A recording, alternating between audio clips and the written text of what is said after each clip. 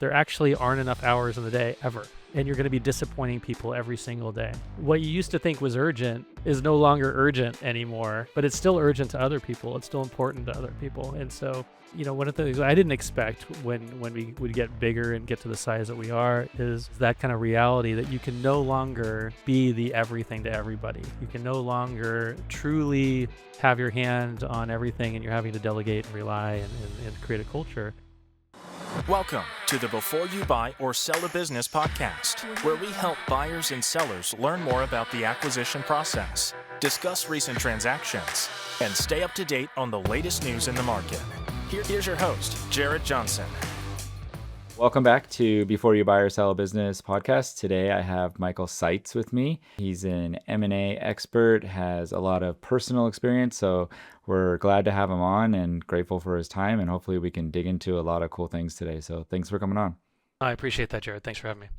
Yeah, no problem. So, all right, let's just jump right into it. Tell me, where you grew up, how your career evolved, and maybe kind of leave us off with where you're at today.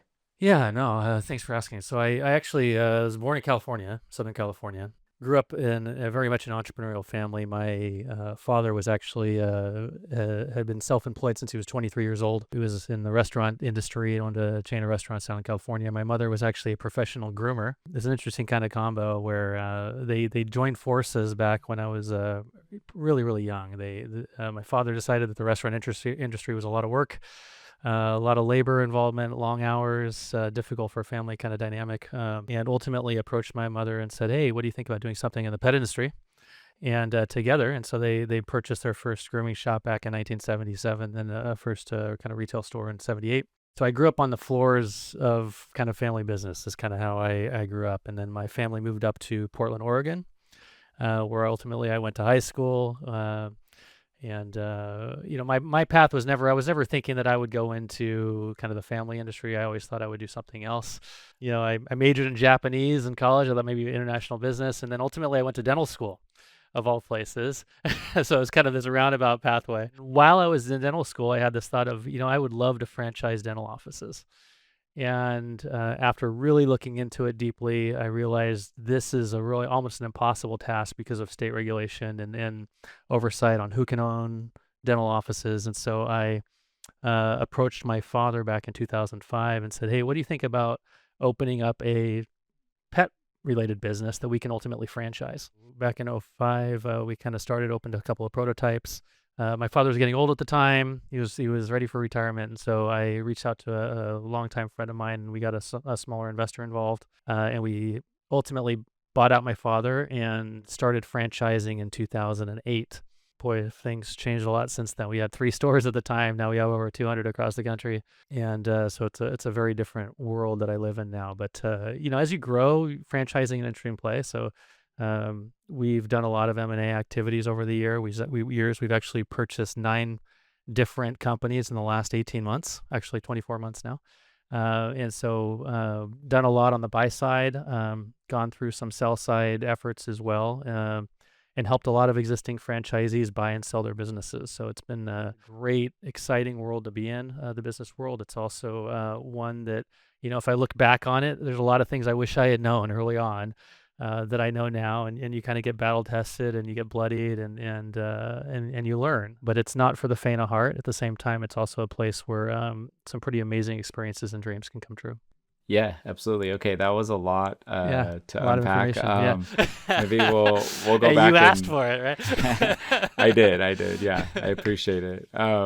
So maybe we'll go back and hit a couple of spots. So, what type of food was the restaurants that your family had? German restaurants, actually. It was high-end Okay. kind of a German restaurant concept. So kind of throughout the Orange County area of California. Yeah. Okay, cool. Yeah, I still have a lot of family there. So. Oh, do you? Yeah. Laguna Beach is where I grew up. I have a lot of family back down there still in Laguna Niguel, San Clemente, that whole area. So. Yeah. No, I have very fond memories of T Street in San Clemente. So. There you go. Cool. So, all right. So you did that. So you tried to escape, the family business and be a dentist. At what point did you kind of say, okay, obviously you wanted a franchise, but originally did you want to be a dentist? Is that kind of what you were trying to do? Yeah. I think a lot of people when they're looking at different paths, different career paths. You look at it as what am I good at, and then what am I passionate about, and those don't always coincide, right? I was really good at science. I worked in a genetics lab while I was in college and even after college a little bit. And so dentistry was kind of a natural extension of that. It's something I love. I wanted to be in science. I wanted to be in the helping profession. But the monotony of it drove me crazy because I grew up in an entrepreneurial family. And I remember shadowing some really dear friends that were dentists. I had a practice all lined up, ready to go. And I remember asking him one time, I was like, hey, what do you love about dentistry so much? And he turns to me and he says, I love the fact that 99% of what I do is the exact same every day. And I just lost it. I was like, that was it. From an entrepreneurial family, it's like if I have one day that's the same as the previous day, I'm dying of boredom. And so I thought, wow, I really need to rethink this whole thing. And if I can't franchise this, and I'm having to do this on a daily basis, this may not align with my persona. Now, amazing profession, amazing people, but personality impacts, right, what you do and your happiness and job satisfaction. It just was not for me. So. Absolutely. But I mean, at least you asked the question, right? Yeah. Which I'm going to say you probably had, growing up in an entrepreneurial family, your parents probably kind of forced you to learn how to ask the right questions. And that's something I try a lot with my kids to like get them to understand is like continue to ask things and try to figure out, why something is a certain way. And you're kind of building these, like building blocks of understanding what's going on in a situation. And so it was good that at least you kind of had the insight to say, hey, what do you like about this? And them saying that it's the same thing every day. I mean, Yep. Imagine if you would have said, okay, I'm going to go in and I'm going to do this. I'm going to run this practice. And it would have taken you 3, 4, or 5 years to go, hey, this is not exactly what I was signed up for or what I thought I was getting into. So yeah, that was good. So good. Well, I'm glad I think you nailed something there, though. The idea of being open to inquiry and curiosity. You don't know what you don't know, right? And so I am a big fan of people just asking questions. And I think there's a lot of people out there, and it's kind of a natural, I think, hesitation because of social anxiety or whatever else to ask. And somehow we have to just know it, right? I think there's this kind of like, oh, you should know that. You should know that. No, actually, I think the most effective business leaders and business people are the ones that ask the questions and actually acknowledge that maybe they don't know. So. Absolutely. Yeah, no, it's some great insight. So, all right. So then you were able to still kind of get back into the family business. I mean, I would venture to say, going through dental school, like you're never going to take that away. Obviously, it's not a bad thing. You learned a lot about science, which I'm sure we could really dig into and figure out how it directly correlates to pets. But maybe we'll do that on the next one. But yeah, I know a whole lot about dental health and pets because of the correlation. So yeah, it's kind of funny having that background and expertise. So.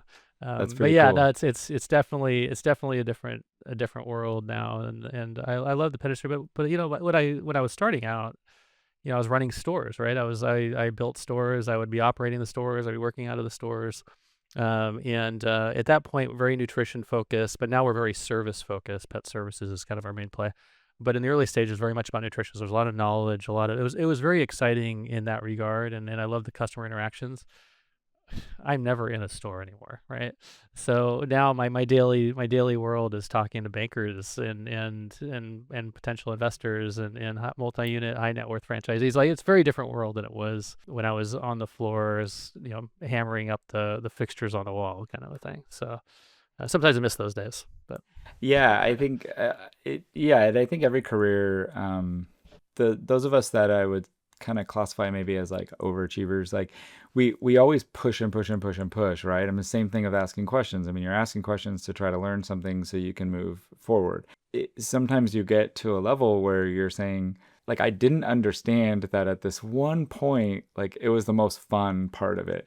And like, I wish I would have stayed there. You also may have said, hey, I'm bored and I know I can do more. So I need to go chase this and I need to see how far I can go. I'm kind of assuming that's kind of where you learned. No, I think that definitely happened. I think it got to a place where, I thought growing to a certain point or getting into a different place would have a different result than it did, right? I think, you get to, I joke with my wife all the time now is at one point you reach a place where there actually aren't enough hours in the day ever. And you're going to be disappointing people every single day, because what you used to think was urgent is no longer urgent anymore, but it's still urgent to other people. It's still important to other people. And so basically I look at my laundry list of actions that I'm doing today, and I, I have my long-term goal visions and all those kind of things we're working towards, and everything has to work towards that. If it's not, it's like, it's gone. Right. But what that means is that you disappoint people every day. And so, one of the things I didn't expect when we would get bigger and get to the size that we are is that kind of reality that you can no longer be the everything to everybody. You can no longer truly have your hand on everything, and you're having to delegate and rely and create a culture. I heard a great piece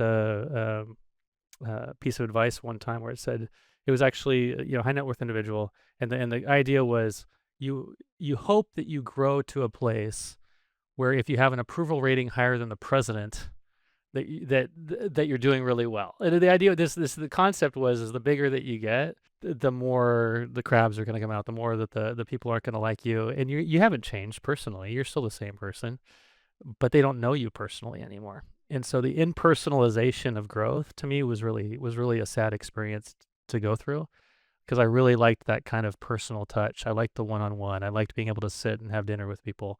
And now a lot of it's business decisions, and that's tough. And so I kind of retract back, is like, where was that sweet spot when I still had that, but I was still doing great. Everything was great. And sometimes you kind of look back and go, gosh, that was a nice place to be. And then you just adapt and you grow and you change and you get used to the next level. Right. But I think there is a place where you make that decision and it's like, oh, this isn't what I expected it to be. Yeah, and you don't even realize you did. So no. Yeah. And you're in it. So then what do you do? Yeah. Right. Exactly. Yeah. So Yeah. cool. Okay. So obviously there was kind of a certain point in your business, I guess, as well, where did you ultimately start immediately as wanting to franchise or being a franchise, or did you have a certain number of stores and then said, hey, I know what I'm doing here. This is great. Let's go franchise it. Maybe kind of walk me through that real quick. Yeah. So when I came in, when I approached my father, they only had a few stores at the time. They, they had kind of stopped. They were, like I said, getting older. They weren't really looking at having a bunch of stores. But I came in fully wanting to build a concept that would franchise. And so as part of that, you had to change a lot of things. It had to be something that was scalable. It had to be something that was simple and replicatable. There were certain criteria that kind of have to be in place, because you're going to have to teach it to somebody else. And economically, it's got to be really efficient. And so those kind of things, I came in wanting to franchise. But we built 3 prototype stores before we franchised, and we sold the 3rd prototype as the first franchise location. So we sold it to a customer, and kind of went from there. That store's still in the system. It's kind of fun to see, but we started franchising in 2008, and then that's kind of where the franchising started. And that was in Portland, Oregon. It was in the Portland market, and we didn't quite go outside of that market we didn't start doing any kind of multi-state expansion until 2011. So it was about a 3-year period where we were just opening stores on the Oregon market. Cool. Yeah, no, it's a kind of a good way to grow, though. I see a lot of people try to go too quick. And that's one thing that we pay attention to with franchises, right? As a lender, is how quick are they growing? Are they shrinking? Are they growing?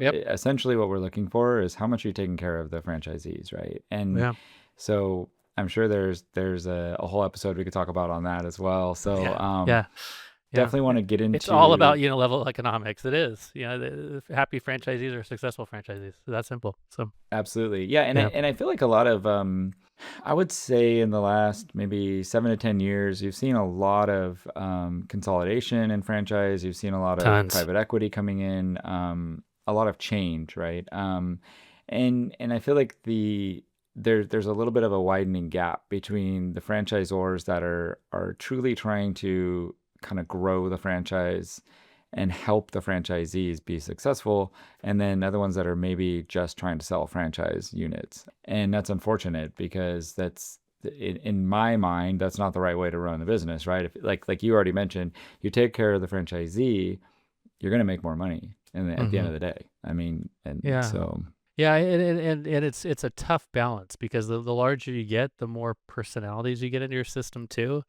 And sometimes the more fall through the cracks. It's kind of an interesting kind of balance between the two. But yeah, from a franchisee perspective, we have kind of an internal kind of mantra we have as a franchisor, where it's like, hey, you focus on the day-to-day operations, meaning the franchisees, and let us focus on managing the changes and trends within the industry, so you're still in business 5-10 years from now.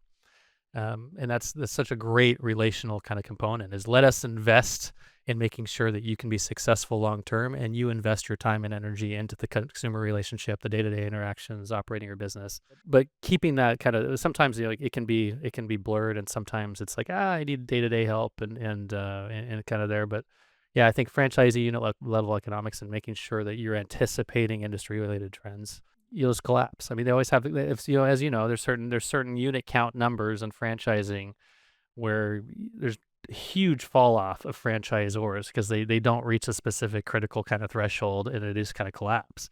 And there's kind of these tipping points in the growth curve for franchisor. But as you get bigger, you have a real, like, one thing that I don't like is, as you get as a bigger franchise, yeah, you start drawing in more, investor buyer archetypes, higher net worth individuals that want to open a huge number of stores, kind of a thing. But that's a completely different support structure than your owner operator franchisee that's a 1-store or 2-store franchisee. I think as you get bigger, a lot of these franchisors want the big guys, and they don't really want any more of the small guys, because it's easier for them, right? But then, to me, you're taking away the American dream then too, because that's the whole point of franchising, in my opinion, is that you have these people that are coming from other professions, and they're used to just working for somebody 24/7, and now they have an opportunity to actually have some control over their own, success and lifespan. And so it's interesting to watch how that changes. And yeah, the bigger franchisors, they're great operators, they have great franchisees, but good luck being an owner operator trying to get in one of those. It's just not going to happen anymore. So Yeah, and I think it's a great segue into kind of some of the M&A stuff. So that's a lot of what what I'm seeing day to day, and there's a huge kind of upswing in the entrepreneurship through acquisition movement, and then people acquiring businesses. I'm sure you've seen a lot of the new kind of franchisees coming in are looking to buy multi-units, sort of become a business owner. So I'm sure that part of your business is really fun and really cool, as far as what you've kind of seen. Want to kind of dive into a little bit of what you were talking about. You said you've seen kind of the good and the bad during the M&A side of what you guys have been doing. Maybe kind of give me just a high level of the acquisitions that you've done, if you want to talk about them, and then of course maybe kind of pull out what you learned during there, maybe what you would have done differently, what you did really well, and then that way, people that are kind of in that position, whether they're a large company like you buying something, or even someone small that's looking to even buy one of your units, maybe you can kind of give us a little bit of nuggets from each one of those.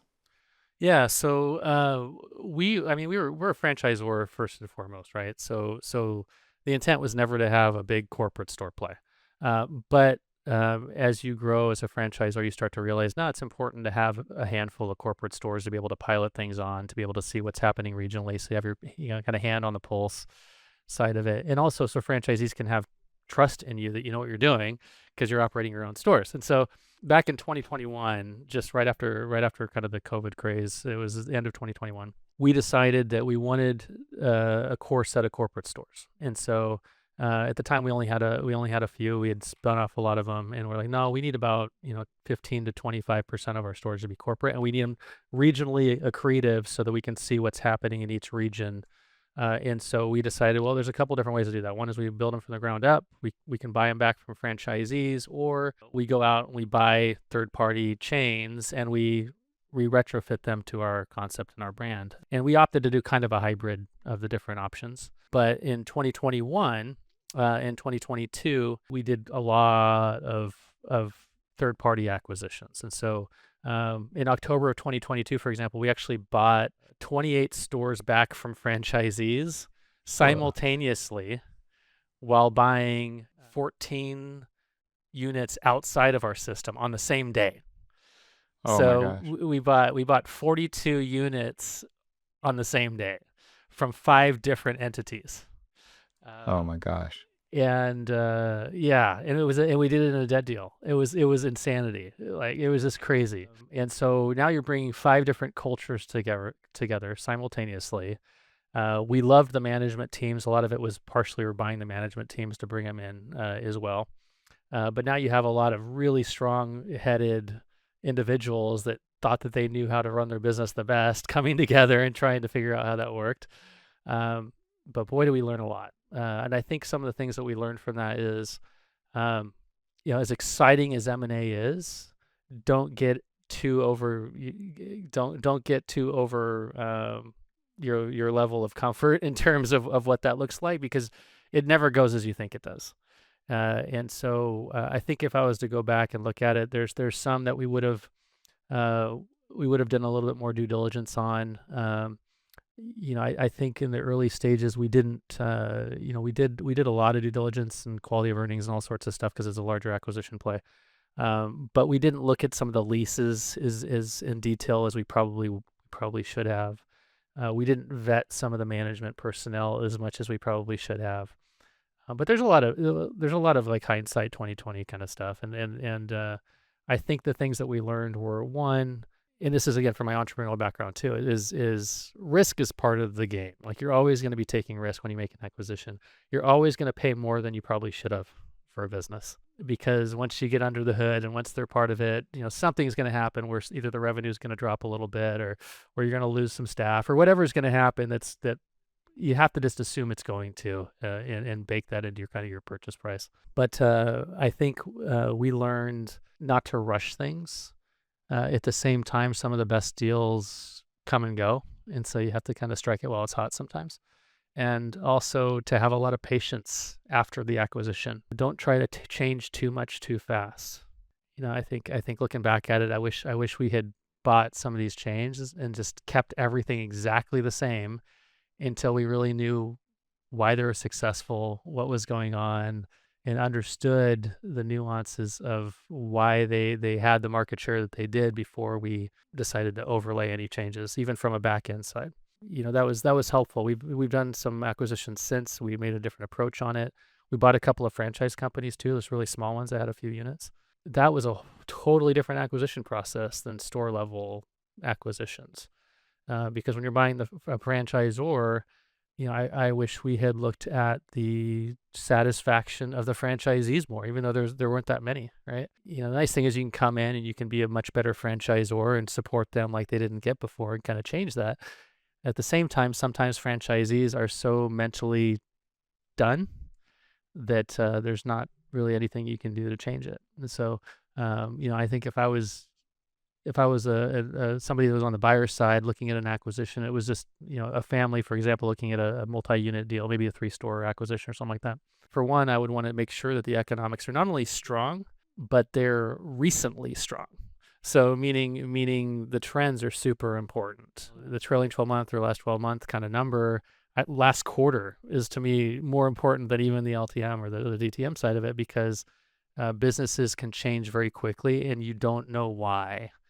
We had one acquisition we made. It was a 5-store chain where the LTM economics looked great. What we didn't know is the month before we bought them, half of their groomers had left. So they went from, an $800,000-$900,000 EBITDA to nothing almost overnight by the time we closed on it.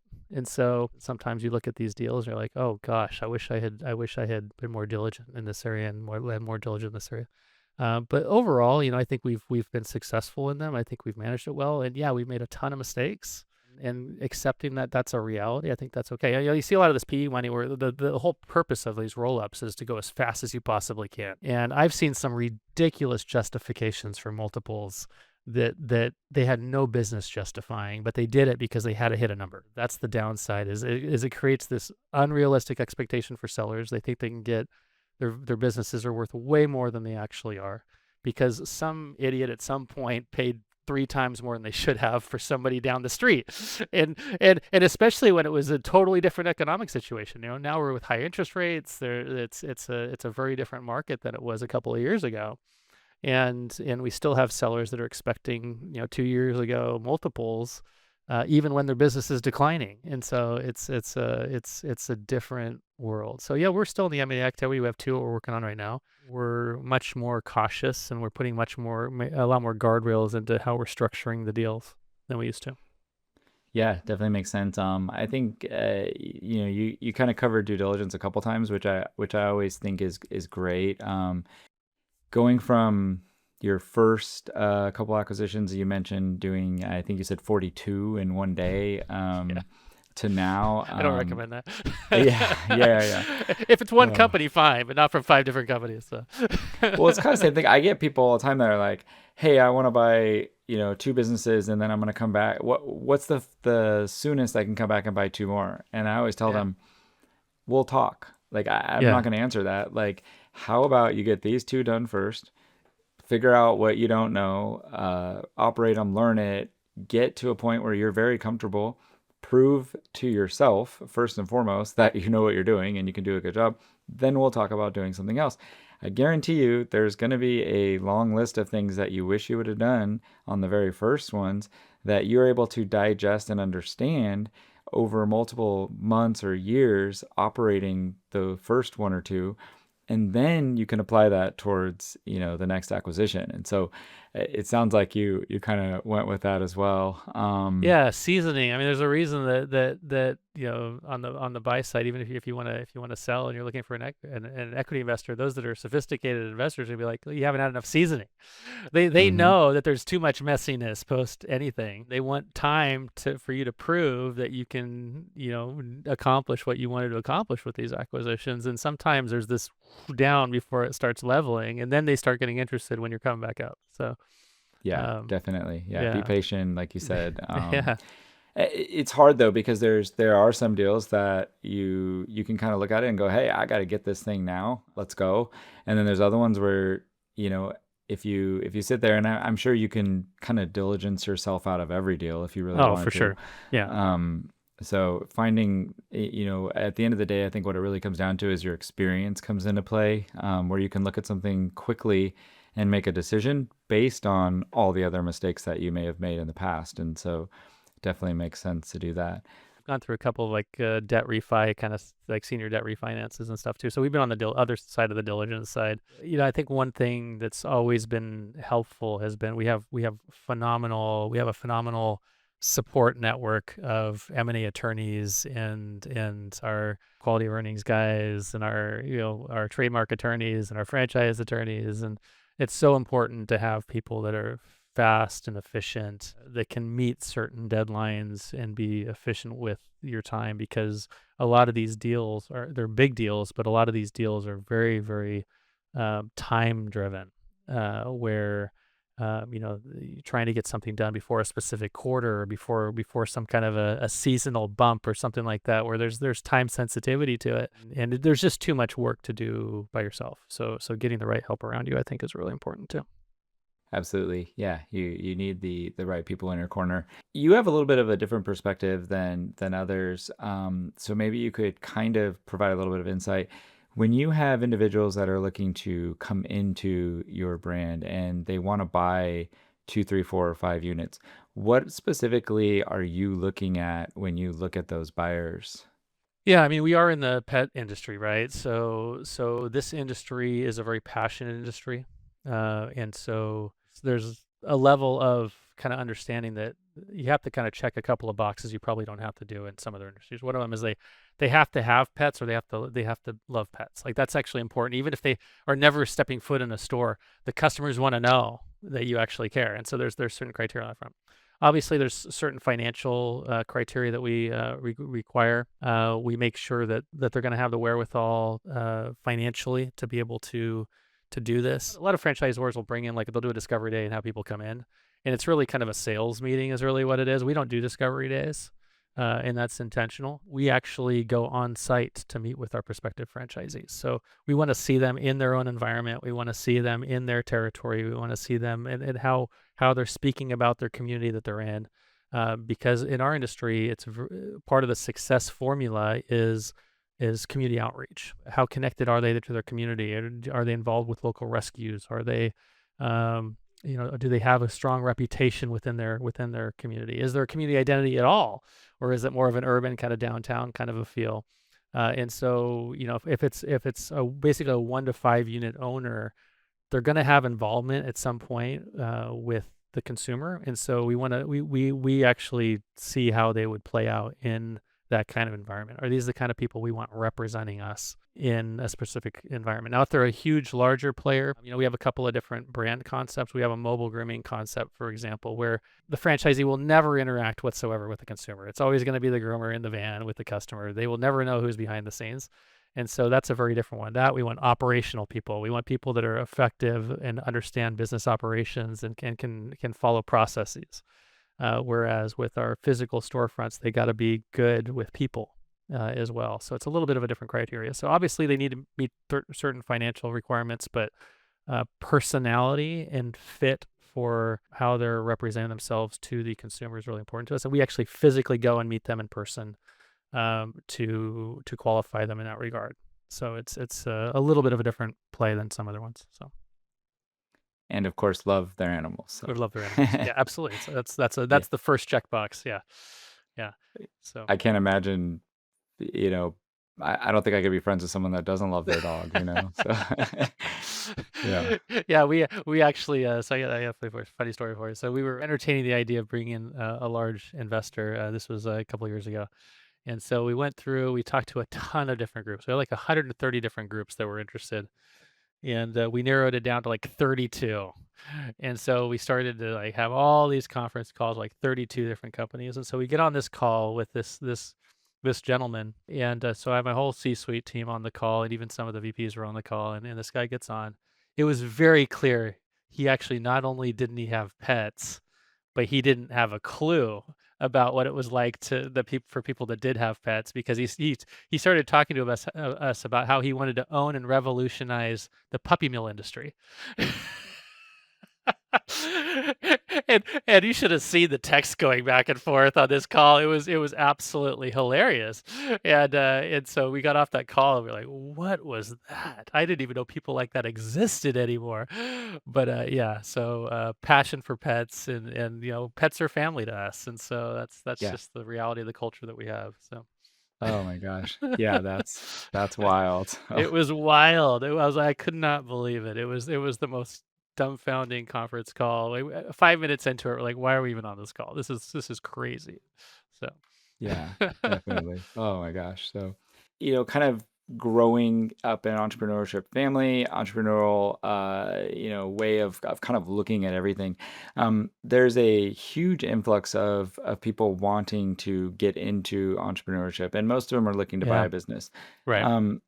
What would be something that you would kind of tell somebody that maybe is in their late 20s, early 30s that, maybe just went to business school and said, hey, I think it's a good time for me to go buy a business. What would you kind of tell them, or what should they kind of look at maybe in their life that would give them a good indication is this is a good path for them? Yeah, I think it's a great question. If I was in my 20s and I was coming out of business school, what I wish I had heard was not find something necessarily you're passionate about, but actually identify what you're good at, and identify within the realm of what you're good at something you also would enjoy that would have a quality of life for you. Because the reality is you can buy a business. There's all sorts of businesses to buy out there that cash flow, right? You can buy a business and be very successful financially, but as an entrepreneur, I would say, buy a business that you're good at, and if you're good at it, you'll enjoy it. For me, I learned very early on that I loved cause-based businesses. One of the reasons we're called EarthWise Pet is the sustainability component to it, the natural component to it. There's a lot of things that I think are hey, we can kind of kill two birds with one stone. So I even went and got my MPA from University of Washington because I wanted to understand cause-based business, not just private sector business. I wanted to understand how to promote a cause at the same time. And so I think you can identify and find out what are you good at and what are you passionate at. And if you can align those two things and find a business that fits that aligned reality, you'll be really good at it. Yeah, great answer. I see a lot of people that are searching for a business or trying to buy one, and they kind of get to a point where they may start out that way. They may examine, what they're good at, what they like, something that they're interested in, having a cause, or maybe kind of like a secondary win, right? Where not only are you making money, you're, helping put food on someone else's table, so on and so forth. but then you're also maybe, doing something else behind the scenes, or there's another benefit there. And then so we see people that are focused on that, and then they get tired of searching, or they get tired of looking, and they just say, I'm just going to take whatever comes up. And I would venture to guess that they're definitely not as happy as those that said, hey, I'm going to stick with what I was actually looking for. And so I think you're probably right. Yeah. I know that's how it played out for me for sure. So yeah, and then so I know you mentioned you had sold some businesses as well. So you've kind of been on both sides, which is great. If you had a seller that was thinking about selling, is there something that they should maybe kind of take a step back and look at and decide? Because I do think there are a number of sellers that end up, kind of regretting it after selling. So maybe there's a question they can kind of ask themselves that would make them feel, a little bit more comfortable or ultimately make that decision. yeah, I think sellers oftentimes when they make a decision to sell, they're 18 months behind when they should have started thinking about selling. And they're taking a lot of money off the table by thinking that, hey, I want to sell, and then 3 months later selling instead of thinking long term on an exit strategy side of it, and then managing their business those 18 months prior to that point in such a way where they can maximize value. And I think what a lot of people find when they're in the seller process is if they manage it that way for 18 months, at the end of the day, they're like, actually, I don't know if I want to sell because all of a sudden they're managing it differently. They're making a lot more money and they're realizing that, wow, this is actually a great business. Maybe I should hire somebody to run it and that way I still have it. And then there's just a different perspective. So I'm never a fan of selling a business. If you're selling a business because you have to, that's one thing. But if you're selling a business because you want to get out of something and you haven't started the process and managed appropriately in the lead up to that point, I think you may want to shift that focus and not try to sell right now. Make the changes that you need to make to maximize the value, and then make a decision at the end of that whether you still want to do it. Great answer. Yeah, it's been great. I can't thank you enough for coming on and providing such a good insight from franchise, buy, sell, entrepreneur. I mean, we could talk for days probably about Yeah, different things, and for and I sure. really appreciate it. Yeah. I always ask two questions at the end. So first one is, do you have a mentor, or have you ever had a mentor? I do. I used to. We haven't chatted in a while, but I had a CEO coach that I talked to every single week for probably 4 years, and it was through a lot of this pre-M&A and M&A stuff. He was a large kind of multi-unit franchisee guy. He was also in franchise development. He was also in private equity. He was when he was 30 years old, he was a CTO of one of the Forbes 500. I mean, the guy's an amazing individual. But yeah, I think I wouldn't be the person I am today without those conversations. I'm a huge advocate. Awesome. Great to hear. Last question. So you've been very successful, but what motivates you? A couple of things. I think I enjoy what I do. I think that's in and of itself is a lot of motivation. But two, I really enjoy who I work with. It's awesome. And in my position too, it's a small industry, so all the CEOs from all the other major players, we all know each other. So in a couple of weeks, for example, there's one of our national trade shows is in Orlando in a couple of weeks, and I have my little group of founder-led organizations and founders and CEOs, and we go off grid for a couple hours. Don't tell anybody where we're going because we're so we walk down the halls of this trade show and we can't walk 5 feet without somebody coming talking to us. And so we just talk shop, and we have this kind of off grid time, and I really enjoy that. So I think what keeps me going, I think, is the camaraderie side of it. I think the industry is great, but more than anything, I think it's the people that I work with. I like that. Off grid. Okay, cool. Yeah, yeah. Yeah. Start a little group called Off Grid or something. It's Exactly, probably your text exactly. chat group. Yeah. Exactly. No, we have a good time. So anyways, yeah, no, it's fun. So Cool. Well, again, thank you for coming on. Where can people find you? yeah, I think if you're interested in finding out more about EarthWise, earthwisepetfranchise.com. And if you're interested in finding more about me, just LinkedIn. Michael Seitz CEO is my handle on that, and you're welcome to ping me directly and reach out if you'd like to. I'd love to connect. Awesome. Thank you so much. All right, appreciate it, Jared. Thanks. Thank you for listening. We hope you found this podcast informative and helpful. Please don't forget to subscribe on your favorite podcast player. For more information, or if you'd like to discuss a transaction, please go to www.jaredwjohnson.com.